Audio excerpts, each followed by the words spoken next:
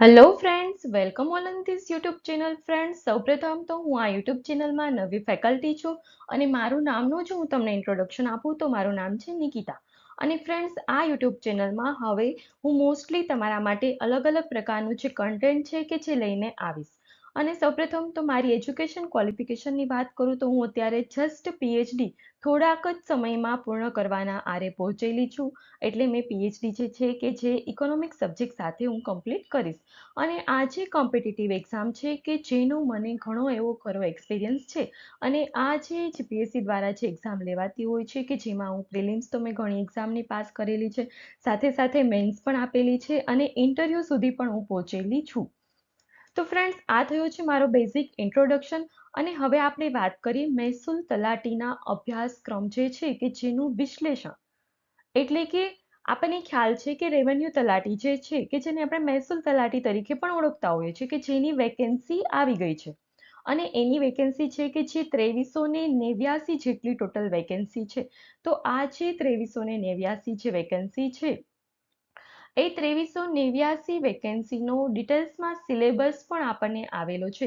તો આ જે ડિટેલ્સમાં સિલેબસ આવેલો છે એ ડિટેલ્સનો જે સિલેબસ છે કે જે સ્ટુડન્ટ્સ એવા છે કે જે અત્યારે સૌપ્રથમ વખત જ કંઈક કોમ્પિટિટિવ એક્ઝામની તૈયારી કરે છે અને સૌપ્રથમ વખત ફોર્મ ભરેલું છે.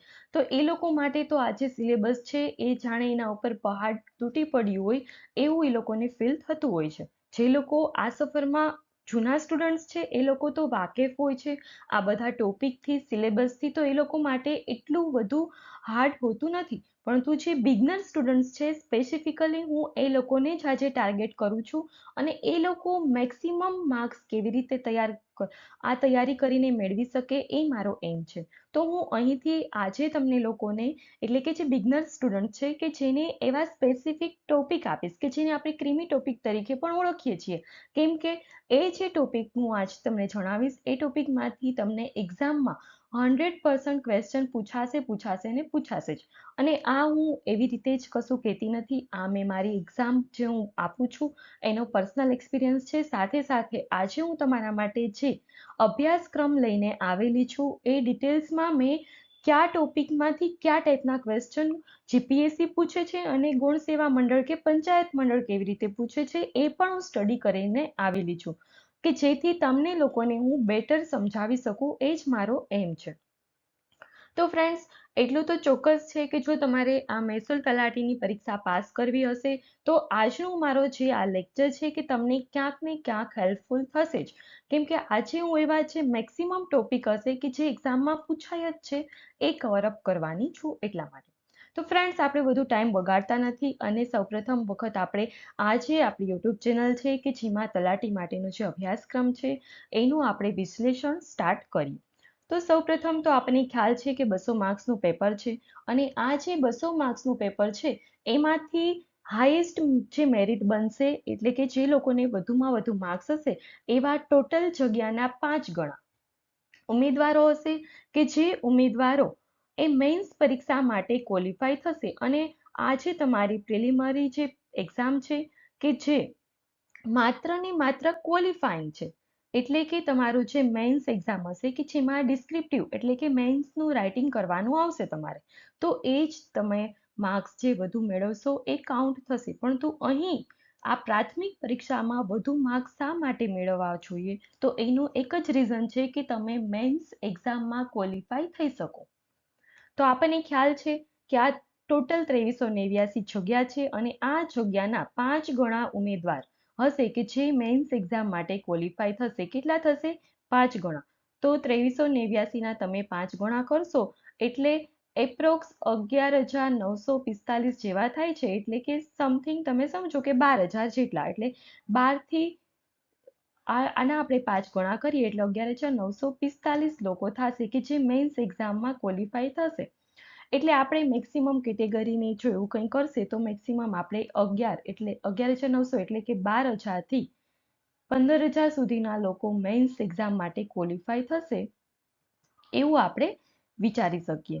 પછી તો જે તે સમયે બોર્ડ શું કરે છે. પણ તો હા, 11,945 તો ક્વોલિફાય થશે એ 100%ની વાત છે. તો અત્યારે આપણો મેક્સિમમ પ્રયત્ન શું હશે?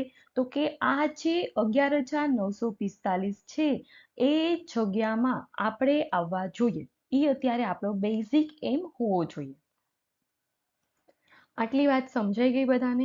તો હવે આપણે આગળ સ્ટાર્ટ કરીએ. આપણું જે અભ્યાસક્રમ છે 200 માર્ક્સનું ટોટલ પ્રિલિમરી એક્ઝામનું જે પેપર છે, તો હું માનું છું ત્યાં સુધી આ 200 માર્ક્સ છે કે જેમાંથી તમારે મેક્સિમમ માર્ક્સ કવર થઈ શકે એવી કોશિશ કરવાની. એટલા માટે કોશિશ કરવાની કે આ જે મેઇન્સ એક્ઝામ છે કે જેમાં ક્વોલિફાય થઈ શકો એટલા માટે.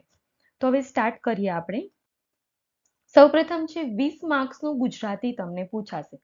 તો 20 માર્ક્સનું ગુજરાતી પૂછાય તો આપણે એમાંથી મેક્સિમમ કેટલા માર્ક્સ કવર કરી શકીએ? તો જો એની હું તમને વાત કરું તો આ જે ગુજરાતીનો આપણો પોર્શન હોય છે કે જેમાંથી રૂઢિપ્રયોગોનો અર્થ કે જે ઇઝી હોય છે, આપણા બધાની જે મધર ટંગ છે કે જે ગુજરાતી હોય છે, તો ભલે તમે રૂઢિપ્રયોગ એક વખત વ્યવસ્થિત વાંચી જવાના છે, એક્ઝામમાં તમે વાંચ્યા હશે એનાથી પણ કંઈક અલગ જો રૂઢિપ્રયોગ પૂછાશે તો પણ તમને એટલીસ્ટ અંદાજો આવી જવાનો છે કે આ ક્વેશ્ચનનો આપણે આ આન્સર કરવાનો થશે. શા માટે? તો કે તમે રૂઢિપ્રયોગ વાંચશો એમાંથી તમારી જે સ્કિલ હશે ઓટોમેટિક ડેવલપ થઈ જશે એટલા માટે. એટલે ફર્સ્ટ આપણે કરવાનું છે રૂઢિપ્રયોગોનો અર્થ, ધેન કહેવતો કરવાની છે અને સમાસ છે એ કરવાના. સમાસ છે એ એટલા અઘરા નથી, તમે વ્યવસ્થિત રીતે સમજી જશો, સમજી લેશો તો તમને આરામથી યાદ રહી જશે અને આવડી પણ જશે. ત્યારબાદ તમારે કરવાના છે શબ્દ સમૂહ માટે એક શબ્દ અને સમાનાર્થી વિરોધાર્થી શબ્દો. આ 5 ટોપિક છે કે જે સાવ કોઈ લોકોએ ગુજરાતી ક્યારેય કર્યું જ નથી. એ લોકોને તો ફરજિયાત કરવાના છે, કેમ કે તમે આ 5 ટોપિક કરશો તો આ 5 ટોપિકમાંથી હું માનું છું ત્યાં સુધી તમને 8 થી 10 માર્ક્સ તો કવર થઈ જવા જોઈએ. કેટલા? 8 થી 10 માર્ક્સ. અહીંયા એવું આપણને સ્પેસિફિક કીધેલું નથી કે રૂઢિપ્રયોગનો અર્થ છે તો રૂઢિપ્રયોગ છે કે જે 2 માર્ક્સનું પૂછાશે, પરંતુ 10 ટોટલ ટોપિક છે તો આપણે એવું ધારી શકીએ કે એક ટોપિકમાંથી 2 ક્વેશ્ચન નીકળતા હોવા જોઈએ. તો આપણે 5 ટોપિક વ્યવસ્થિત કરી લઈએ તો 8 થી 10 માર્ક્સ આવવાની સંભાવના રહે ખરી. ત્યારબાદ તમને એવું લાગે કે નહીં મેડમ હજુ મારે ગુજરાતીમાં વધુ કરવું છે, તો તમે શું કરી શકો? તો તમે ત્યારબાદ અલંકાર કરી શકો. ત્યારબાદ તમે આ જોડણી શુદ્ધિ છે, જો તમે જોડણી શુદ્ધિ કરી લેશો તો એની સાથે તમને જે ફ્રી ઓફમાં મળશે એ છે લેખન શુદ્ધિ અને ભાષા શુદ્ધિ. આ બંને ટોપિક એવા છે કે જે જોડણી શુદ્ધિ સાથે ફ્રી ઓફમાં જે કહેવાય ને કોમ્પ્લિમેન્ટરી જે સ્કીમ આપણે કહેતા હોય છે એના જેવી વસ્તુ છે કે જો તમે જોડણી શુદ્ધિ વ્યવસ્થિત રીતે સમજી લેશો, કરી લેશો તો તમને ઓટોમેટિકલી લેખન શુદ્ધિ અને ભાષા શુદ્ધિ છે એનું બેઝિક ટુ એડવાન્સ નહીં પણ બેઝિકથી થોડુંક વધારે એવું નોલેજ તમને મળી શકે છે. અને છતાં પણ જો તમારે પાસે ટાઈમ રહે અને તમારે કરવું જ હોય તો સંધિ કરી લેવી જોઈએ, કેમ કે સંધિ હોય છે ઘણી વખત ઇઝી પણ હોય છે અને ઘણી વખત તમે એવું પણ ધ્યાન રાખજો કે કંઈ પણ તમને સંધિ પૂછેલી હોય છે તો પેપરમાં ક્યાંક એ વર્ડ આપેલો પણ હોય છે, તો એ પણ વસ્તુ તમે કરી શકો છો. જો તમને આવડતું નથી તો એ શબ્દ તમને યાદ હોય તો પાછળ ક્યાંય પણ તમે આગળનું પેપર જોતા હોય તો તમને એ શબ્દ આવતો હોય તો એના ઉપરથી પણ તમે રાઈટ આન્સર ટીક કરી શકો છો. અને આવી વસ્તુ મારી જોડે 2 થી 3 વખત ફેસ થયેલી છે. મેં ઘણી એક્ઝામો આપેલી છે કે જેમાં મને હોય હું ઘણી વખત સમાસ છે કે જે કરીને જતી ના હોય, ઘણી વખત સંધિ કરીને જતી હોય, મતલબ જે તે ટાઈમે હું તમારી જેમ બિગનર હતી એ સમયની વાત છે. હવે હું આખો સિલેબસ કરીને જાઉં છું કેમ કે આ ફિલ્ડમાં મેં મારા 4 થી 5 વર્ષની પ્રિપરેશન કરેલી છે એટલા માટે. પરંતુ જે લોકો અત્યારે સ્ટાર્ટિંગ જ છે એ લોકો માટે મેં તમને જે અહીંયા રાઈટ ક્લિક કરેલા છે એ પોર્શન વધુ કરવા ઇમ્પોર્ટન્ટ છે અને ત્યારબાદ અંડરલાઈન વાળા કરવાના. અને છતાં પણ કોઈને એવું હોય કે નહીં મેડમ હું તો બધું જ ગુજરાતી કરીને જઈશ, તો એ લોકોએ છંદ પણ કરી લેવા. પરંતુ આ છંદ કરવા કે નહીં એ ટોટલી ડિપેન્ડ્સ ઓન યુ, એટલે કે તમારી ઉપર છે. તમને એવું લાગે કે તમારે કરવા છે તો ચોક્કસ કરી લેવાના. તમને એવું ફીલ થાય કે નહીં તમારે નથી કરવા તો પણ કશું વાંધો નહીં, પરંતુ બીજા ટોપિક છે કે જે વ્યવસ્થિત રીતે કરી લેજો કે જેથી એક્ઝામમાં ઇમ્પોર્ટન્ટ થઈ શકે અને મેક્સિમમ તમારે માર્ક્સ છે કે જે કવર કરી શકો. ત્યારબાદ આપણે આગળ જોઈએ ઇંગ્લિશ આવશે. તો ઇંગ્લિશ છે જે પણ 20 માર્ક્સનું પૂછાશે. તો જો આ ઇંગ્લિશ કે જે 20 માર્ક્સનું પૂછાય તો આમાંથી તમારે 8 થી 10 માર્ક્સ કવર કરવા ખૂબ જ જરૂરી છે કેટલા 8 થી 10 માર્ક્સ કવર કરવા જરૂરી છે. તો આ 8 થી 10 માર્ક્સ કવર કેવી રીતે થશે? તો તમારે ટેન્સીસ જે છે એ વ્યવસ્થિત કરી લેવાના છે. ત્યારબાદ પેસિવ અને એક્ટિવ વોઇસ છે એ કરી લેવાનું, ડાયરેક્ટ ઇનડાયરેક્ટ સ્પીચ કરી લેવાની, કેમ કે આ ત્રણેય વસ્તુ એવી છે કે જો તમે એક વખત વ્યવસ્થિત રીતે સમજી લેશો, કરી લેશો તો લાઈફ ટાઈમ તમને કામ લાગશે. કંઈક ને કંઈક એક્ઝામમાં કામ લાગશે જ, કે જેથી આ વ્યવસ્થિત કરી લેજો. ત્યારબાદ છે આર્ટિકલ્સ છે કે જે આપણે પ્રાઇમરીથી ભણતા આવતા હોય છે જ્યારે નાના હોય છે ત્યારથી. તો એ આર્ટિકલ્સ, ત્યારબાદ છે એડજેક્ટિવ છે, પ્રિપોઝિશન્સ છે. આ ટોપિક જે છે કે જેમાંથી પૂછાવાની સંભાવના વધુ રહેલી હોય છે. ત્યારબાદ છે વર્બ્સ અને એડવર્બ્સ છે, નાઉન, પ્રોનાઉન્સ છે, અને સિનોનિમસ, એન્ટોનિમસ અને વન વર્ડ સબસ્ટિટ્યુશન્સ. તો આ જે બંને પોઈન્ટ છે એ તમારે કંઈ પણ બુક તમારી પાસે હોય એમાંથી એક વખત રીડ ઓન કરી લેવાના. એમાં શું એક્ઝામમાં આપણને પૂછાશે એ ખ્યાલ નથી, પરંતુ જો આપણે એક વખત વાંચેલા હશે અને એમાંથી કશું પૂછાઈ જશે તો તમને ખ્યાલ આવી જશે. તો ઇંગ્લિશમાં આટલા ટોપિક મેક્સિમમ તમે કરીને જશો તો પણ તમારા 8 થી 10 માર્ક્સ છે કે જે કવર થઈ શકશે. ત્યારબાદ આગળ આપણે જોઈએ રાજ્ય વ્યવસ્થા, જાહેર વહીવટ અને અર્થશાસ્ત્ર. આ જે ટોપિક છે કે જેમાંથી તમને 30 માર્ક્સનું પૂછાશે. અને આ તલાટીનો જે સિલેબસ છે એમાંથી મને સૌથી વધારે જો હાઇલાઇટ કરતી હોય તો બે જ પોર્શન છે. એ ક્યાં બે પોર્શન છે? એક તો કરંટ અફેર છે કે જે 30 માર્ક્સનું પૂછાશે, અને ત્યારબાદ સેકન્ડ છે તો આ રાજ્ય વ્યવસ્થા, જાહેર વહીવટ અને અર્થશાસ્ત્ર. એ શા માટે? એવું નથી કે અર્થશાસ્ત્ર કે જેમાં હું પીએચડી કરું છું એટલા માટે મને બહુ ઇઝી લાગે છે અને એટલા માટે હું તમને સજેસ્ટ કરું છું, પરંતુ એટલા માટે કે જો આમાં આ રાજ્ય વ્યવસ્થા, જાહેર વહીવટ કે અર્થશાસ્ત્ર, આ ત્રણેય ટોપિક એવા છે કે જો તમે એક વખત લાઈફમાં વ્યવસ્થિત રીતે સમજીને કરી લેશો તો લાઈફ ટાઈમ તમને યાદ રહેશે અને આમાં કશું ચેન્જ થવાનું નથી. સ્ટેટિક પોર્શન જે કહેવાય ને એ સ્ટેટિક પોર્શન છે. કરંટ અફેરમાં પણ સેમ એ છે કે ફોર એક્ઝામ્પલ અત્યારે જે કેરળ છે કે જેમાં અર્નારમ કે જે નવું બટરફ્લાયને નવું આખું પાર્ક બન્યું છે, સેન્ચ્યુરી બની છે. તો એ ફેક્ટ છે કે હા, એ કેરળમાં જ બનેલું છે, ભારતનું ફર્સ્ટ બટરફ્લાય માટેની સેન્ચ્યુરી કે જે કેરળમાં આવેલી છે. એ એક ફેક્ટ છે. તો એવી જ રીતે અહીંયા રાજ્ય વ્યવસ્થા, જાહેર વહીવટ અને અર્થશાસ્ત્ર વાળો જે પોર્શન છે કે જેમાં જે પણ ટોપિક્સ છે કે જે પૂછાઈ શકે એ તો છે જ ઇમ્પોર્ટન્ટ, પરંતુ એના જે ફેક્ટ છે એ બહુ જ સ્ટેટિક છે અને ફેક્ચ્યુઅલ છે કે જે એક્ઝામમાં વારંવાર મલ્ટિપલ ટાઈમ તમને યુઝ થઈ શકશે. પછી તમે જીપીએસસીની પણ એક્ઝામ આપશો તો પણ આ પોર્શન તો એમાં રહેલો જ છે. એવું નથી કે તલાટીમાં જ આ પોર્શન છે, બીજે ક્યાંય નથી. ઓકે, તો હવે આપણે વાત કરીએ રાજ્ય વ્યવસ્થા, જાહેર વહીવટ માટે. તો સૌપ્રથમ જો બંધારણની આપણે શરૂઆત કરવી હોય, પોલિટીની શરૂઆત કરવી હોય, તો હું તો બધાને એવું જ કહીશ કે આ જે નવે નવ ટોપિક છે કે જે તમારે વ્યવસ્થિત રીતે કરી લેવા જોઈએ. એ એટલા માટે હું તમને સજેસ્ટ કરું છું કેમ કે આ આજે કરેલું તમને ભવિષ્યમાં ખૂબ જ કામ લાગવાનું છે. કેમ કે હરેક એક્ઝામમાં આટલા ટોપિક કોમન છે કે જે હોય જ છે. પરંતુ હા, છતાં પણ જે લોકો બિગનર છે કે જે લોકો પાસે ટાઈમ ઓછો હશે, કેમ કે ઘણા આપણને વચમાં એવા ન્યૂઝ મળતા હતા કે જુલાઈમાં એક્ઝામ આવશે, ત્યારબાદ આપણે રાજસ્થાનની જે ટ્વીટ જોઈ કે જેમાં એવું કહે છે કે મે બી ઓગસ્ટમાં આવશે. તો એ વસ્તુ જોતા આપણને એવો ખ્યાલ આવી શકે કે ઓગસ્ટમાં આવી શકશે એવી આપણે સંભાવના રાખીએ છીએ. તો એપ્રોક્સ તમારી પાસે 50 થી 60 દિવસ જેવો તો સમય હજુ છે. ઓગસ્ટ એન્ડમાં આવશે તો 2 મહિના મળશે, જુલાઈ અને ઓગસ્ટ. ઓકે, તો એટલામાં તમે મેક્સિમમ જો તમારું 100% આપશો તો તમે આ જે સિલેબસ છે કે જેને જસ્ટિફાય કરી શકશો અને એક્ઝામમાં સારું એવું તમારું પરફોર્મન્સ આપી શકશો. તો અહીંયા આપણે વાત કરીએ રાજ્ય વ્યવસ્થા. તો ભારતનું બંધારણ, તો સૌપ્રથમ ભારતનું બંધારણની જો વાત કરવામાં આવે તો ભારતનું બંધારણ છે કે ક્યારે અસ્તિત્વમાં આવેલું છે, કયા દિવસે શું થયેલું છે, એ ખૂબ જ મહત્વનું છે કે ભારતના બંધારણનો કેમ ઉદ્ભવ થયો છે, એની શું લાક્ષણિકતાઓ છે, આમુખ શું છે, મૂળભૂત અધિકારો શું છે, ફરજો શું છે. આ જે પોર્શન છે કે જે એકદમ ક્રીમી ટોપિક છે. હરેક એક્ઝામમાં આમાંથી ક્વેશ્ચન હોય ને હોય જ છે. પરંતુ તમે અહીંયા જોજો, માર્ગદર્શક સિદ્ધાંતો માત્ર એવું લખેલું છે. એટલે કે આ માર્ગદર્શક સિદ્ધાંતો એટલે શું છે? તો કે રાજ્ય નીતિના માર્ગદર્શક સિદ્ધાંતો કે જેને આપણે ડીપીએસપી તરીકે પણ ઓળખતા હોઈએ છીએ. શું ઓળખીએ છીએ? ડીપીએસપી તરીકે.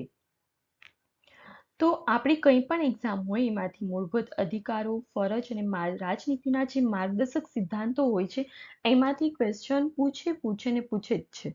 અને સાથે સાથે અગત્યના બંધારણીય સુધારા, એટલે કે અગત્યનો બંધારણીય સુધારાની જો વાત કરીએ તો ફોર એક્ઝામ્પલ 42મો જે 42મો બંધારણીય સુધારો છે કે જેને આપણે મિની કોન્સ્ટિટ્યુશન તરીકે ઓળખીએ છીએ. તો આપણને એ ખ્યાલ હોવો જોઈએ. આપણને એક્ઝામમાં એવું પૂછાઈ શકે કે કયા બંધારણીય સુધારાને મિની કોન્સ્ટિટ્યુશન તરીકે ઓળખીએ છીએ, તો એ છે 42મો બંધારણીય સુધારો. આવી રીતે જે મહત્વના જે સુધારા હોય છે, ફોર એક્ઝામ્પલ આપણે વાત કરીએ કે જીએસટી માટે કયો સુધારો કરવામાં આવ્યો, તો 101મો કરવામાં આવ્યો જીએસટી માટે. તો એ આપણને ખ્યાલ હોવો જોઈએ કે જીએસટી છે તો 101. એટલે આવા જે પણ ઇમ્પોર્ટન્ટ હશે કે જે exam point of view important હશે એવા બંધારણીય સુધારા છે કે જે તમારે ખાસ કરીને જોવાના. અને જો આપણે મેળ આવશે તો હું અહીં ફરીથી સિરીઝ એક સ્ટાર્ટ કરવા માંગુ છું. આ નવું યુટ્યુબનું પ્લેટફોર્મ છે. મેં બીજા પણ પ્લેટફોર્મ પર કામ કરેલું છે, મને ઘણો એક્સપિરિયન્સ પણ છે યુટ્યુબનો. અને આ મારો યુટ્યુબ ચેનલમાં મારો ફર્સ્ટ આજનો લેક્ચર છે. તો જો પોસિબલ હશે અને આગળ થશે તો આગળના હરેક વસ્તુ કે જે આપણે ટોપિક વાઇઝ હું કરવાની કોશિશ કરીશ. ત્યારબાદ છે સંઘ અને રાજ્યના કાર્યો અને જવાબદારી. તો સંઘ અને રાજ્યના કાર્યોની જો વાત કરવામાં આવે તો સંઘ અને રાજ્યના કાર્યોમાં આપણે માત્ર સંઘ અને રાજ્યના કાર્યો અને એની જવાબદારીની જ વાત નથી થતી, પરંતુ એમાં લોકસભા પણ આવી જાય, રાજ્યસભા પણ આવી જાય, રાષ્ટ્રપતિ પણ આવી જતું હોય છે. અને સાથે સાથે આપણે રાજ્યની વાત કરીએ તો રાજ્યનું જે વિધાનમંડળ હોય છે કે જેનો પણ એમાં સમાવેશ થતો હોય છે, તો એ આપણે વ્યવસ્થિત રીતે કરી લેવાનું. ત્યારબાદ આપણે આગળ વાત કરીએ તો આપણા બીજો જે ટોપિક છે કે જેમાં ન્યાયપાલિકા. એ ન્યાયપાલિકા એટલે કે આપણું જે ભારતનું જે ન્યાયતંત્ર છે તો એનો આખો સમાવેશ થશે. અને એ જે ન્યાયતંત્ર હશે કે જેમાં સર્વોચ્ચ અદાલત, વડી અદાલત અને લોક અદાલત, જિલ્લા અદાલત, હરેક અદાલતનો સમાવેશ આમાં થઈ જશે. ત્યારબાદ આપણે છે જો બંધારણીય સંસ્થાઓ જે છે અને વૈધાનિક અને નિયમનકારી અર્ધ ન્યાયિક સંસ્થાઓ. જો આ ટોપિક તમે એવું વિચારતા હોય કે તમારી પાસે ટાઈમ નથી, બિગનર જ છે જે સ્ટુડન્ટ, એ લોકો સ્કીપ કરી શકે. હા, આમાંથી ક્વેશ્ચન 100% પૂછાય છે એક સંસ્થામાંથી, પરંતુ ઘણા લોકોને એવી ક્વેરી હોય છે કે મેડમ આ જે સંસ્થા હોય છે કે જે એકબીજામાં અમારે ઓવરલેપ થઈ જતું હોય છે અથવા તો આડાઅવડું થઈ જતું હોય છે કે જેથી અમે ભૂલી જાય છે એક્ઝામમાં. તો એવા લોકો માટે હું કહું છું કે સ્કીપ તમે કરી જ જશો તો ચાલશે, કેમ કે 1 થી 2 ક્વેશ્ચન પૂછાય છે. એના લીધે તમારી મેક્સિમમ એફિશિયન્સી તમે યુઝ કરશો એના કરતાં બેટર છે કે તમે ટેમ્પરરી આ એક્ઝામ પૂરતું સ્કીપ કરો. આમાં પૂછાશે 100%ની વાત છે. અને જો મેળ આવશે અને પોસિબલ હશે તમારે અહીંયા ફરી તમારો લેક્ચર લેવાનો થશે તો આ જે સંસ્થાઓ છે કે જેમાંથી exam point of view important હશે એવો ટોપિક જો મારે કવર કરવાનો હશે તો હું ચોક્કસ તમારા માટે કવર કરીશ. ત્યારબાદ છે સ્થાનિક સરકાર. તો સ્થાનિક સરકારની વાત કરવામાં આવે તો આમાં ગ્રામ પંચાયત, નગરપાલિકા, મહાનગરપાલિકા કે જે બધાનો સમાવેશ થઈ જતો હોય છે. તો એ શું છે, એના શું કાર્ય હોય છે એ તમારે જોઈ લેવાનું. ત્યારબાદ છે કેન્દ્ર અને રાજ્ય સરકારની જે અગત્યની યોજનાઓ હોય છે, નીતિ હોય છે એ કરી લેવાની આવશે. અને 2005માં જે આપણને માહિતીનો અધિકાર જે છે એ વ્યવસ્થિત કરવાનો, મહિલા અધિકાર કરવાનો, અનુસૂચિત જાતિ અને જનજાતિ માટેના જે અધિકારો હોય છે એ ક્યારે મળ્યા, શા માટે મળ્યા અને શું એનું ઇમ્પોર્ટન્સ છે એટલું આપણે થોડું એવું જોઈ લેવાનું છે. આ બંને જે ટોપિક છે 8મો અને 9મો કે જેમાંથી તમે ડિટેલ્સમાં નહીં કરો પરંતુ એનું બેઝિક શું છે એ તમને ખ્યાલ આવી જાય તો પણ તમે એક્ઝામમાં આનો આન્સર કરી શકશો. ઓકે, આટલી વસ્તુ થઈ. તો આપણે 30 માર્ક્સનું જે પૂછાવાનું છે રાજ્ય વ્યવસ્થા અને જાહેર વહીવટ અથવા તો અને અર્થશાસ્ત્ર, એમાં 30 માર્ક્સ છે. તો આપણે એવું કહી શકીએ કે આ જે પોર્શન છે કે જેના 15 માર્ક્સ હોઈ શકે, આપણે એપ્રોક્સ એવું ધારીએ છીએ, અને 15 માર્ક્સ છે કે જે ઇકોનોમિક્સના હોઈ શકે. તો તમે આ જે મેઇન ટોપિક મેં તમને જણાવ્યા છે એટલા તમે વ્યવસ્થિત કરી લેશો તો પણ તમારા 10 માર્ક્સ કમ્પ્લીટલી થઈ જશે. આપણે 5 માર્ક્સને સ્કીપ કરી દઈએ, 10 માર્ક્સ તો આવી જશે, પરંતુ તમારે વ્યવસ્થિત રીતે આ જે પોર્શન છે કે જેને કરવાના રહેશે. ત્યારબાદ આપણે નેક્સ્ટ જોઈએ અર્થશાસ્ત્ર. અર્થશાસ્ત્ર આપણે આગળ જે જોયું કે ભારતીય રાજ્ય વ્યવસ્થા અને જે વહીવટવાળું હતું કે જે અને અર્થશાસ્ત્ર બંનેમાંથી 30 માર્ક્સનું. તો આપણે એવું વિચાર્યું હતું કે આગળનો જે પોર્શન હતો રાજ્ય વ્યવસ્થાવાળો કે જેમાંથી 15 માર્ક્સના ક્વેશ્ચન નીકળી શકે છે. તો હવે આપણે વાત કરીએ અર્થશાસ્ત્ર એટલે કે ઇકોનોમિક્સ. તો ઘણા એવા સ્ટુડન્ટ્સ હશે કે જે લોકોને ઇકોનોમિક્સ હશે કે જે ટફ લાગતું હશે, અને એમાં પણ સ્પેશિયલી જે લોકો સાયન્સ બેકગ્રાઉન્ડ વાળા હશે એ લોકોને તો વધારે પડતું ટફ લાગતું હશે અને સ્વાભાવિક છે લાગે, કેમ કે ક્યારેય આપણે એ વસ્તુ ભણ્યા ન હોય એટલા માટે. પરંતુ અહીં આપણે હવે વાત કરીશું કે આપણી એક્ઝામ પોઈન્ટ ઓફ વ્યૂ ઇકોનોમિક્સના કયા પોર્શન્સ કે જે વધુ ઇમ્પોર્ટન્ટ થઈ શકે છે કે જે આપણે કરી લેવા જોઈએ, કે જેથી 15 માર્ક્સનું જો ઇકોનોમિક્સ પૂછે તો એમાંથી આપણે 10+ માર્ક્સ ઇઝીલી કવર કરી શકીએ. ટોટલ 30 માર્ક્સ છે, તો આપણે એવું ધારીએ છીએ કે 15 માર્ક્સનું ઇકોનોમિક્સ અને 15 માર્ક્સનું રાજ્ય વ્યવસ્થાવાળું જે પોર્શન છે કે જે હોઈ શકે. તો આ જે 15 માર્ક્સ છે કે જેમાંથી આપણે 10+ માર્ક્સ છે કે જે કવર કરવાના છે. તો 10+ માર્ક્સ જો આપણે કવર કરવા હોય તો શું આપણે કરવું જોઈએ? તો સૌપ્રથમ તો તમને બધાને ખ્યાલ હોવું જોઈએ કે પહેલા 5 યર પ્લાન હતું કે જેને આપણે પ્લાનિંગ કમિશન તરીકે ઓળખતા હોઈએ છીએ. તો પ્લાનિંગ કમિશન અને અત્યારે શું છે? તો અત્યારે નીતિ આયોગ છે. તો પ્લાનિંગ કમિશન શું હતું, એના શું ફંક્શન હતા, એનું કેવી રીતે કાર્ય પદ્ધતિ હતી, અને અત્યારે જે નીતિ આયોગ છે એનું શું ફંક્શન હોય છે, એ કેવી રીતે કાર્ય કરે છે, કયું બધું એફિશિયન્ટ છે, એ વસ્તુની બેઝિક આપણને ખ્યાલ હોવી જોઈએ. અહીંયા તમે જોશો એ છે જ આયોજન પંચ અને નીતિ આયોગ, બરાબર છે. એ ટોપિક થઈ ગયા. ત્યારબાદ 5 યર પ્લાન હતું. તો ફર્સ્ટ 5 યર પ્લાન હતું એમાં કયું મોડેલ યુઝ થયેલું હતું? તો હેરોલ્ડ ડોમર મોડેલ છે કે જે યુઝ થયેલું હતું. તો એ વસ્તુનું આપણને બેઝિક નોલેજ હોવું જોઈએ. અને મેં તમને અગાઉ પણ જણાવ્યું છે, ફરી જણાવું છું કે જો આ ચેનલમાં મારે રેગ્યુલર વિડીયોઝ અપલોડ થશે, મતલબ આ ચેનલની ઓનર નથી, હું હરેક જગ્યાએ એઝ અ ફેકલ્ટી તરીકે વર્ક કરું છું. સ્પેસિફિકલી જો તમને જણાવું તો મારે આ ચેનલમાં એઝ અ ફેકલ્ટી તરીકે વર્ક કરવાનું થશે. તો હું શ્યોર તમારા માટે આ જે 5 યર પ્લાન છે કે જેના બેઝિક એટલે કે જે exam point of view important હોય છે, એ કન્સેપ્ટ હું તમારા સારી રીતે ક્લિયર થઈ શકે એવી કોશિશ કરીશ. અને જો તમે આ યુટ્યુબ ચેનલમાં મને એઝ અ ફેકલ્ટી તરીકે ઈચ્છતા હોય તો તમે આ જે ચેનલ છે કે જેમાં વધુમાં વધુ તમે લાઈક કરજો અને તમારા ફ્રેન્ડ સુધી શેર કરજો. કેમ કે જો આ ચેનલનો સારો એવો ગ્રોથ થશે તો મારા માટે ચાન્સીસ વધુ રહેશે આ ચેનલમાં તમને લોકોને ગાઈડ કરવાના. તો હવે બધું જ તમારા ઉપર ડિપેન્ડ્સ છે. ઓકે, તો આપણે આગળ વાત કરીએ કે પહેલો ક્વેશ્ચનમાં આપણે નીતિ આયોગ અને આયોજન પંચ વિશેની જો વાત કરી લઈએ, એ શું છે એનો આપણે બેઝિક ખ્યાલ લઈ લેવાનો છે. ત્યારબાદ આપણે જતું રહેવાનું છે કૃષિ ક્ષેત્ર ઉપર. શા માટે જવાનું છે? તો કે આપણી જે એગ્રીકલ્ચરલ ઇકોનોમી છે, આપણે એવું કહી શકીએ છીએ, એટલે કે ભારત દેશ છે કે જે મુખ્યત્વે ખેતી પ્રધાન દેશ છે, કૃષિ પર નિર્ભર દેશ છે, એગ્રેરિયન ઇકોનોમી તરીકે પણ આપણે ઓળખતા હોઈએ છીએ. એટલા માટે આ જે આપણો પોર્શન છે કે જેને વ્યવસ્થિત રીતે કરી લેવાનો છે. અને આ જે પોર્શન તમે વ્યવસ્થિત રીતે કરશો તો એમાંથી તમને બહુ બધા કન્સેપ્ટ છે જે ફેક્ચ્યુઅલ અને જિયોગ્રાફિકલી પોર્શન પણ કવર અપ થઈ શકશે. શા માટે જિયોગ્રાફિકલી કેવી રીતે કવર થશે? તો જો હું તમને બેઝિક એનું ઉદાહરણ આપું તો ભારતમાં અને સ્પેશિયલી ગુજરાતમાં કે જેમાં મસાલા પાકોમાં જે જીરું છે કે જેનું સૌથી વધુ ઉત્પાદન થતું હોય છે અને એની માર્કેટ કે જે ક્યાં આવેલી છે, તો ઊંઝા માર્કેટ જે છે કે જે સૌથી વધારે જે કહેવાય ને એક્સપોર્ટ ઇમ્પોર્ટ માટેનું જે આખું હોય છે, અને કે જ્યાંથી માર્કેટમાંથી વધારે પડતું આપણે જીરું હોય છે કે જેને ખરીદી કરતા હોય છે વેપારી લોકો એક્સપોર્ટ કરવા માટે. તો સૌપ્રથમ વખત આખા ભારતમાં સૌથી વધારે જીરાનું ઉત્પાદન ગુજરાતમાં થાય છે. ઊંઝા માર્કેટ છે કે જ્યાં સૌથી વધારે એનું વેચાણ લેવેચ થતી હોય છે. એ વાત આપણને સમજાઈ ગઈ. તો એ જિયોગ્રાફિકલ લોકેશન આવી જશે કે જે તમારા જિયોગ્રાફી પોઈન્ટ ઓફ વ્યૂ પણ ઇમ્પોર્ટન્ટ થઈ શકે છે. અર્થશાસ્ત્રનો આ કૃષિવાળો જે પોઈન્ટ છે એ અલ્ટિમેટલી જિયોગ્રાફી એટલે કે ભૂગોળ સાથે ક્યાંક ને ક્યાંક ઇન્ટરલેક્ટ થયેલો છે. ત્યારબાદ આપણને ખ્યાલ છે કે જો ઉદ્યોગોની વાત કરવામાં આવે તો ઉદ્યોગો શું છે, ઔદ્યોગિક નીતિ કઈ છે, કેટલી ઔદ્યોગિક નીતિ ભારતમાં અસ્તિત્વમાં આવી, એના વિશેનો આપણે ખ્યાલ લઈ લેવાનો છે. આ બેઝિક ટોપિક છે.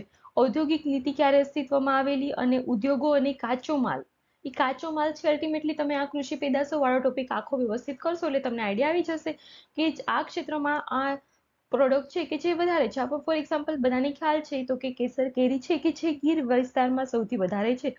તો આપણને ખ્યાલ હોઈ શકે એક્ઝામમાં એવું પૂછાય કે ગુજરાતમાં કયા સ્થળે સૌથી વધારે જે કેસર કેરી છે અથવા તો કેરી છે કે જેના પ્રોસેસિંગ પ્લાન્ટ જોવા મળે છે, તો આપણને ખ્યાલ છે કે ગીર કેસર કેરી છે. તો ગીર વિસ્તાર છે કે જ્યાં આપણને સૌથી વધારે જોવા મળે છે એવું આપણે કહી શકીએ. ત્યારબાદ એક્સપોર્ટ પણ થતું હોય છે અને આપણી ગીરની કેસર કેરી છે કે જેને જીઆઈ ટેગ મળેલો છે. અને ગીરના કેસર કેરીની સાથે બીજી કઈ પ્રોડક્ટ છે કે જેને જીઆઈ ટેગ મળેલો છે? તો ફર્સ્ટ તો કે ભાલિયા ઘઉંને મળેલો છે, ત્યારબાદ છે કેસર કેરીને મળેલો છે, ત્યારબાદ ઇઝરાયેલી જે ખારેક છે કે જે કચ્છ વિસ્તારમાં ઉગે છે એ ખારેકની જીઆઈ ટેગ મળેલો છે, અને ફોર્થ એટલે કે રિસેન્ટલી હમણાં જ તાજેતરમાં થોડા સમય પહેલા જ નવસારીના જે આમલસાડી જે ચીકુ હોય છે કે જ્યાં જીઆઈ ટેગ મળેલો છે. તો ગુજરાતની આ 4 પ્રોડક્ટ છે કે જેની જીઆઈ ટેગ મળેલો છે. તો આ વસ્તુનું આપણને બેઝિક એક નોલેજ આવી જાય કે જે આપણને ક્યાંક ને ક્યાંક જીઓગ્રાફી સાથે ઇન્ટરલિંક થયેલું હોતું હોય છે.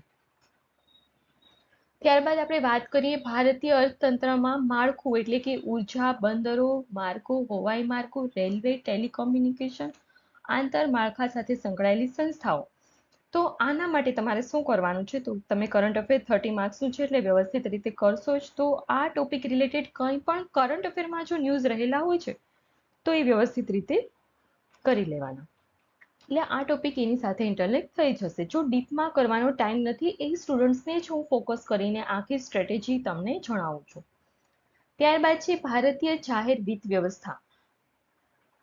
તો એમાં શું કરવાનું છે? આ કર પદ્ધતિ કરવાની છે. ત્યારબાદ જાહેર ખર્ચ શું છે, જાહેર દેવું શું છે, ભારતીય જે અર્થતંત્ર હોય છે કે જેમાં ખાદ્ય અને સહાય એ ટોપિક કરી લેવાનો છે. ત્યારબાદ મોસ્ટ ઇમ્પોર્ટન્ટ હરેક એક્ઝામમાં ક્વેશ્ચન હોય છે એ ટોપિક રાજકોષીય અને નાણાકીય નીતિઓ એ શું છે?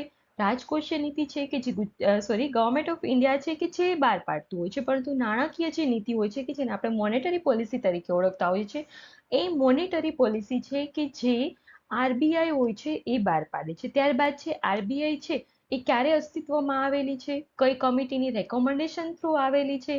ત્યારબાદ આપણે વાત કરીએ કે આરબીઆઈની જો વાત થયેલી છે તો એમાં રેપો રેટ શું છે, રિવર્સ રેપો રેટ શું છે, સ્ટેચ્યુટરી લિક્વિડિટી રેશિયો શું છે, કેશ રિઝર્વ રેશિયો શું છે, આ બધી જે ટર્મ છે કે જે ઇકોનોમીમાં ખાસ ઇમ્પોર્ટન્ટ હોય છે. તો આ ટર્મનો વ્યવસ્થિત રીતે તમારે લોકોને સમજી લેવાનું છે અને કરી લેવાનું છે, કેમ કે એક્ઝામમાં આ ટોપિકમાંથી ક્વેશ્ચન પૂછાતા જ હોય છે. રિસેન્ટલી જ મને યાદ છે ત્યાં સુધી આઈ થિંક આરએમસીનું જુનિયર ક્લાર્કનું પેપર, અધરવાઇઝ પીએસઆઈનું પેપર, બંનેમાંથી એક પેપર હતું કે જ્યાં ક્વેશ્ચન રિવર્સ રેપો રેટને લગતો પૂછાયેલો હતો કે રિવર્સ રેપો રેટ શું છે. તો એવા ક્વેશ્ચન ઘણી અવારનવાર એક્ઝામમાં પૂછાતા હોય છે કે જેથી તમારે આ જે 5th ટોપિક છે એની જરા પણ નેગ્લેક્ટ કરવાનો નથી, અને આ ટોપિક તમે 5th કરી લેશો એટલે આરામથી તમારું આમાંથી 2 થી 3 માર્કનું કવર થઈ જશે આ ટોપિકમાંથી જ. ત્યારબાદ આપણે આગળ જોઈએ ઇતિહાસ, ભૂગોળ અને સાંસ્કૃતિક વારસો. તો આ જે ટોપિક છે કે જે 3 સબ્જેક્ટ છે આપણે એવું કહી શકીએ કે જેના 30 માર્ક્સ છે.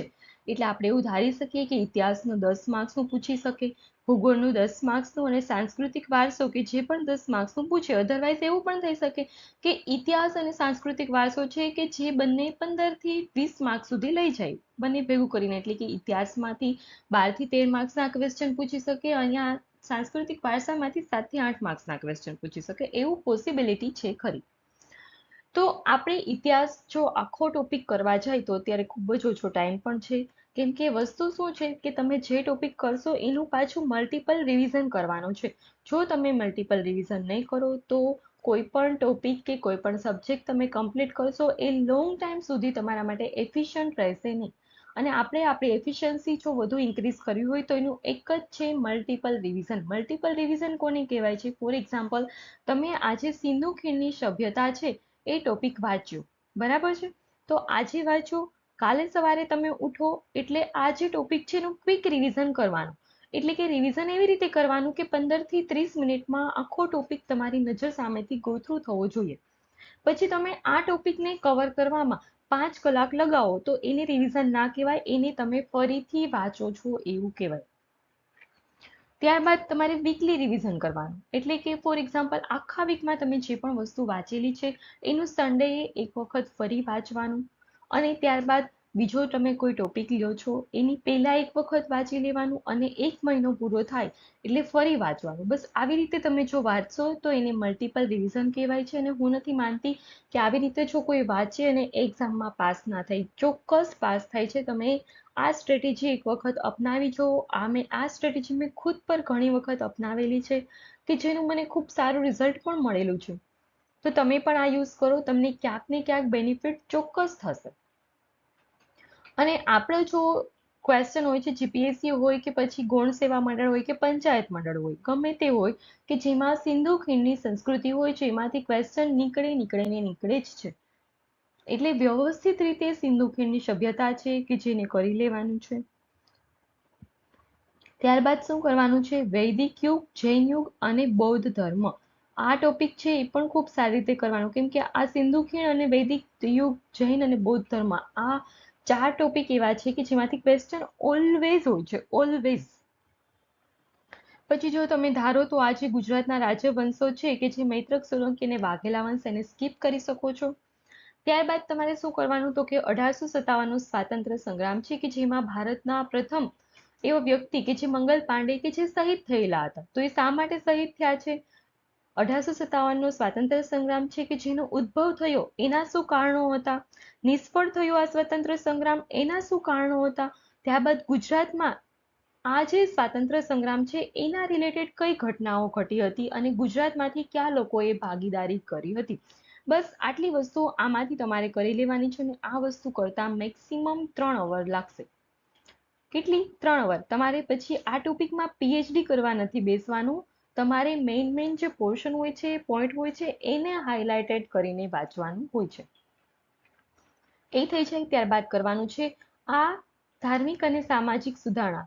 તો એમાં ગુજરાતમાં જે પણ અને ભારતમાં તો મેઇન જો હોય છે, ફોર એક્ઝામ્પલ રાજારામ મોહન રાય છે કે જે ભારતમાં એનો સમાવેશ થાય છે. તો એને શું કર્યું હતું? ત્યારબાદ સાવિત્રીબાઈ ફૂલે છે કે તેને શું કર્યું હતું? જ્યોતિબાઈ ફૂલે છે, એને શું કરેલું હતું? એવા મેઇન જે હોય છે ભારતના, એ કરી લેવાના. અને ગુજરાતમાંથી જે મેઇન હોય છે ધાર્મિક અને સામાજિક સુધારણાને લગતા, એ જે મેઇન હોય છે એ કરી લેવાના. ત્યારબાદ કરવાનું છે આપણે સીધું મોડર્ન હિસ્ટ્રીમાં પહોંચી જવાનું.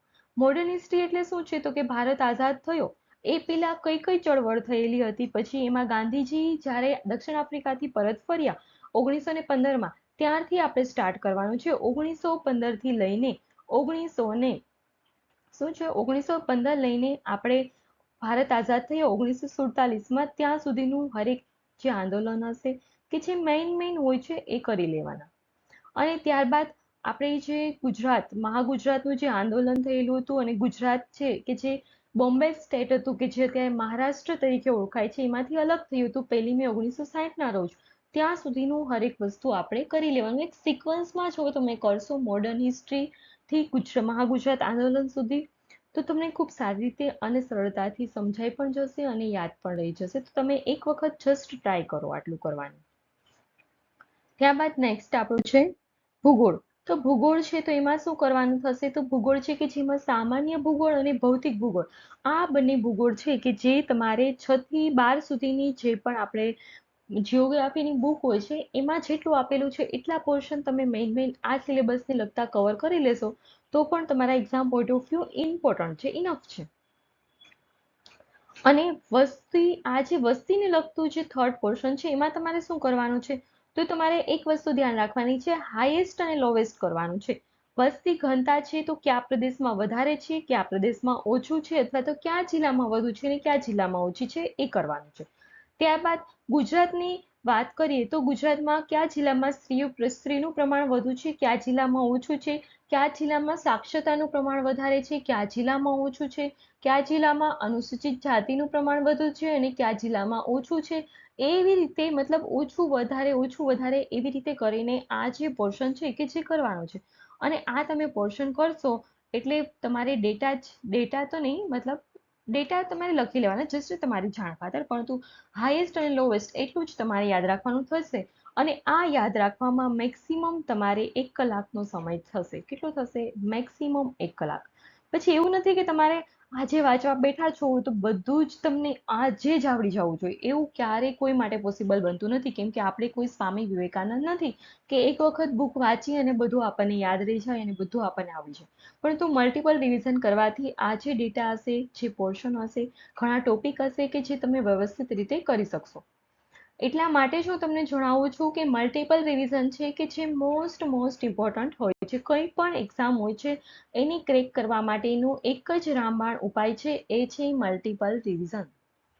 ત્યારબાદ આપણે નેક્સ્ટ જોઈએ કલ્ચર. એટલે કે સાંસ્કૃતિક વારસો. તો સાંસ્કૃતિક વારસાની જો વાત કરીએ તો હું માનું છું ત્યાં સુધી તમે 6 મહિનાનું તો કરંટ અફેર કરવાના જ છો. તો એ જે 6 મહિનાના કરંટ અફેર છે કે જેમાંથી મેક્સિમમ જે મેળાઓ હોય છે, કંઈ પણ ઉત્સવો હોય છે, કોઈ પણ એવા મેઇન ઇવેન્ટ હોય છે કે જેને કવર કરી લેવાની. એટલે થઈ છે ફોર એક્ઝામ્પલ અષાઢી બીજ હમણાં તાજેતરમાં જ ગયેલી છે, તો એની સાથે જગન્નાથ યાત્રા રહેલી છે. તો એ જગન્નાથ યાત્રા છે તો ગુજરાતમાં કેટલામી હતી? તો 148મી હતી. એ તમને ખ્યાલ હોવું જોઈએ. ત્યારબાદ છે અષાઢી બીજનો મેળો ક્યાં ભરાય છે? પરબધામ ખાતે ભરાતો હોય છે. એના સિવાય ગુજરાતમાં ક્યાં ભરાય છે એ વસ્તુ જોઈ લેવાની. અને હમણાં જ તાજેતરમાં જ જે કુમુદીની લાખિયાજી હતા કે જેમને આપણે ભારત સરકાર તરફથી પદ્મભૂષણનો જે એવોર્ડ પણ મળેલો હતો, અને સાથે સાથે કઈ નૃત્ય સાથે સંકળાયેલા, તો એ કથક નૃત્ય સાથે સંકળાયેલા હતા કે જેનું નિધન થયેલું છે. તો એવી જે વસ્તુ છે કે જે તમારે સારી રીતે કરી લેવાની, એટલે આ પોર્શન કવર અપ થઈ જાય. અને છતાં પણ જો તમારે કરવું હોય તો હરેક ટોપિકને લગતું હરેક વસ્તુ કરી શકો છો, પરંતુ ટાઈમના અભાવના લીધે હું તમને આ એક સ્માર્ટ સ્ટ્રેટેજી યુઝ કરવાનું કહું છું. ત્યારબાદ નેક્સ્ટ આપણું જોઈએ તો પર્યાવરણ અને ઇન્ફોર્મેશન, વિજ્ઞાન અને ઇન્ફોર્મેશન ટેકનોલોજી. તો હું માનું છું ત્યાં સુધી કરંટ અફેરની સાથે ક્યાંક ને ક્યાંક આ બધા જે ટોપિક હશે કે જે કંઈક ને કંઈક તો કવર અપ થઈ જશે. પરંતુ છતાં પણ મોસ્ટ ઇમ્પોર્ટન્ટ અત્યારનો ટોપિક છે ક્લાઇમેટ ચેન્જ. તો ક્લાઇમેટ ચેન્જ સાથે કયા પ્રોટોકોલ સંકળાયેલા છે એ તમારે થોડા જોઈ લેવાના છે. ત્યારબાદ વન અને વન્યજીવનું સંરક્ષણ છે. ફોર એક્ઝામ્પલ અત્યારે ગુજરાતમાં જે ગીરનો જે વિસ્તાર છે કે જ્યાં ઇકો સેન્સિટિવ ઝોન છે કે જે લાગુ પાડવામાં આવેલો છે. તો એ ઇકો સેન્સિટિવ ઝોન છે શા માટે લાગુ પાડવામાં આવેલો છે, કોના દ્વારા લાગુ પાડવામાં આવેલો છે, અને એ ઝોનના લીધે શું ઇફેક્ટ આવશે અને શું એના બેનિફિટ છે અને ડિસએડવાન્ટેજ છે એ પણ આપણને થોડો ઘણો ખ્યાલ હોવો જોઈએ. કેમ કે એક્ઝામમાં હવે ટ્રિકી ક્વેશ્ચન સ્ટાઇલ થઈ છે. તમે તાજેતરનું જ આરએફઓનું જે ક્લાસ 2નું પેપર હોય છે એ જોજો. એમાં ક્વેશ્ચન પેટર્ન છે ચેન્જ થયેલી છે, અને હું માનું છું ત્યાં સુધી ભલે તલાટીનું જીપીએસસી પેપર નથી લેવાનું, પરંતુ 3 કલાકનો ટાઈમ આપેલો છે. એ હિસાબે મારું એવું અનુમાન છે કે આ જે ક્વેશ્ચન પેટર્ન હશે એ સેન્ટેન્સ ટાઈપ હોવા જોઈએ, કેમ કે 3 કલાક 200 માર્ક્સમાં આપેલી છે એટલા માટે. તો આપણે મેન્ટલી પ્રિપેર રહેવાનું છે. ત્યારબાદ તમારે પર્યાવરણમાંથી જે રાષ્ટ્રીય અને આંતરરાષ્ટ્રીય કક્ષાએ જે પર્યાવરણની જાળવણી માટેની જે નીતિઓ કે સંધિઓ થયેલી હોય છે એ કરી રહ્યું. તો આ પોર્શન જે છે એ મારા ખ્યાલથી આપણે કરંટ અફેર 6 મહિનાનું કરશું એમાં ક્યાંક ને ક્યાંક કવર થઈ જશે. ત્યારબાદ મોસ્ટ ઇમ્પોર્ટન્ટ આપણે કહી શકીએ જળ, જમીન અને વાયુ પ્રદૂષણ. તો આ પ્રદૂષણ થવાના કારણો, એના માટે જવાબદાર ફેક્ટર અને એમાં શું નુકસાન થતું હોય છે એ વ્યવસ્થિત રીતે કરી લેવાનું. ફોર એક્ઝામ્પલ આપણે વાત કરીએ તો જે પંજાબનો આજુબાજુનો જે વિસ્તાર હોય છે અને પંજાબમાં કે જ્યાં ઘઉંની અને જે આપણે ચોખાની જે હોય છે બાય પ્રોડક્ટ જે પરાળ હોય છે કે જેને બાળવામાં આવતી હોય છે ખેતરોમાં, એના લીધે જે વાયુ પ્રદૂષણ થતું હોય છે અને દિલ્હી ઉપર બહુ જ એની ખરાબ અસર થતી હોય છે કે જેથી આપણને દિલ્હીમાં એર પોલ્યુશનનો હાઈએસ્ટ આંક જોવા મળતો હોય છે. તો એ વસ્તુ છે કે જે આપણે થોડી કરંટ અફેર સાથે ઇન્ટેલેક્ટ કરેલી જોઈ શકીએ. તો એમાંથી જ ક્યાંક ને ક્યાંક ક્વેશ્ચન આવતા હોય છે. ત્યારબાદ નેક્સ્ટ આપણે જોઈએ તો વિજ્ઞાન અને ટેકનોલોજી વાળું જે છે કે જેમાં પણ સેમ છે. અત્યારે છે કે જે શુભાંશુ શુક્લા છે Axiom four mission through Falcon F9 જે રોકેટ છે અમેરિકાનું યુએસ સ્પેસ સ્ટેશન છે ફ્લોરિડા કે જ્યાંથી ગયેલા છે અવકાશમાં, અને આપણા ભારતના રાકેશ શર્મા બાદ જો કોઈ ગયેલું હોય તો એ છે શુભાંશુ શુક્લા. તો એ વસ્તુ આપણને ખ્યાલ હોવો જોઈએ. તો ફાલ્કન F9 રોકેટ છે, ત્યારબાદ શુભાંશુ શુક્લા છે કે જે અવકાશમાં ગયેલા છે. તો માઇક્રોગ્રેવિટીમાં એ ચોડીના જે બીજ છે એનું ત્યાં એનાલિસિસ કરવાના છે. તો આવા જ કરંટ ફેક્ટ હોય છે કે જ્યાં ક્યાંક ને ક્યાંક કરંટ અફેરની સાથે વિજ્ઞાન ટેકનોલોજી સાથે પણ સંકળાયેલા હોય છે. તો આ પોર્શન આપણે કરી લેવા જરૂરી હોય છે. તો આટલી વસ્તુ તમારે વ્યવસ્થિત કરી લેશો તો હું નહીં માનતી કે વિજ્ઞાન અને ટેકનોલોજીમાં વધારે કરવાની જરૂરિયાત રહે. ત્યારબાદ તાજેતરમાં જો કંઈ પણ અવોર્ડ હોય, ફોર એક્ઝામ્પલ પદ્મશ્રી છે, પદ્મભૂષણ અને પદ્મવિભૂષણ કે જે હમણાં તાજેતરમાં જ આપેલા છે, તો એ તમારે કરી લેવાના છે. ત્યારબાદ સંરક્ષણ ક્ષેત્રે જે ટેકનોલોજી હોય છે, વિવિધ સંસ્થાઓ અને કાર્યક્રમો. તો વિવિધ સંસ્થાઓની જો વાત કરવામાં આવે તો DRDO છે, ત્યારબાદ છે HAL છે કે એ શું છે, એનું શું કામ છે, HAL છે તો એનું શું કામ છે.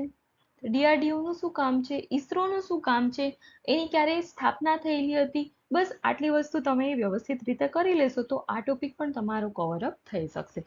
અને આઈસીટી, ઇન્ફોર્મેશન કમ્યુનિકેશન ટેકનોલોજી, તો આપણે જોઈએ છીએ ત્યાં સરકારની બહુ બધી નીતિઓ આવેલી છે. ગુડ ગવર્નન્સ છે, તો ગુડ ગવર્નન્સ તેનો ભાગ છે, તો એક વન ટાઈપ ઓફ આઈટીસી છે. તો એ વસ્તુ છે કે જે ક્યાંક ને ક્યાંક તમને કરંટ અફેર સાથે આ લિંક ઇન્ટરલિંક થયેલું હોય છે. ત્યારબાદ નેક્સ્ટ આપણે જોઈએ તો 6th આપણો પોર્શન છે કે જે 30 માર્ક્સનું કરંટ અફેર પૂછાવાનું છે.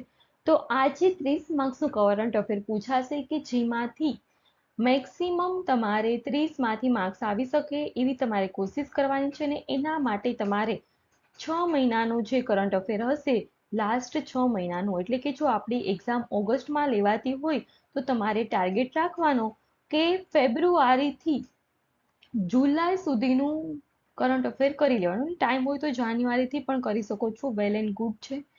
જનરલી બધી એક્ઝામમાં લાસ્ટ 6 મહિનાનું પૂછતા હોય છે, પણ તો ઘણી એક્ઝામમાં તો 1 યર પહેલાનું પણ પૂછતા હોય છે. મને ખ્યાલ છે કે જેને આપણે કરંટ અફેર ના કહી શકીએ પણ પાસ્ટ ઇવેન્ટ જરૂર કહી શકીએ.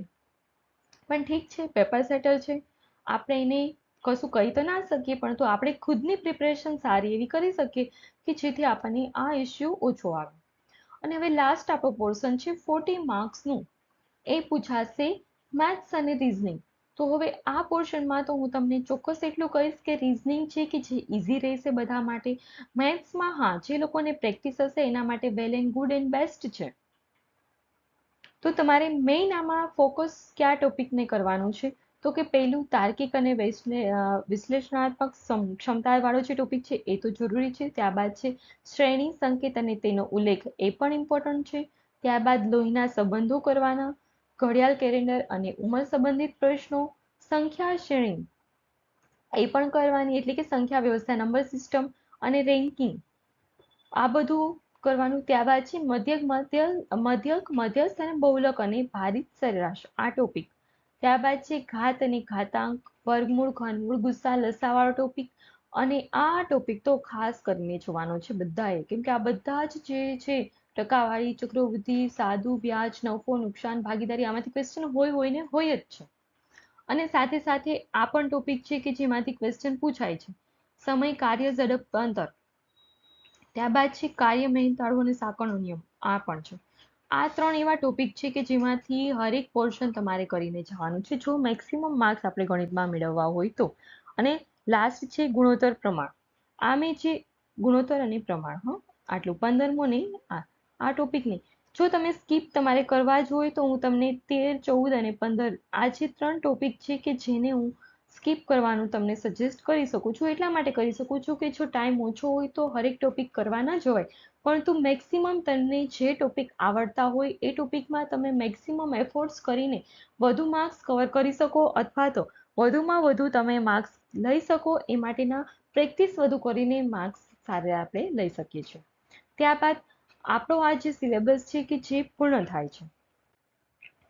અને લાસ્ટમાં થેન્ક યુ.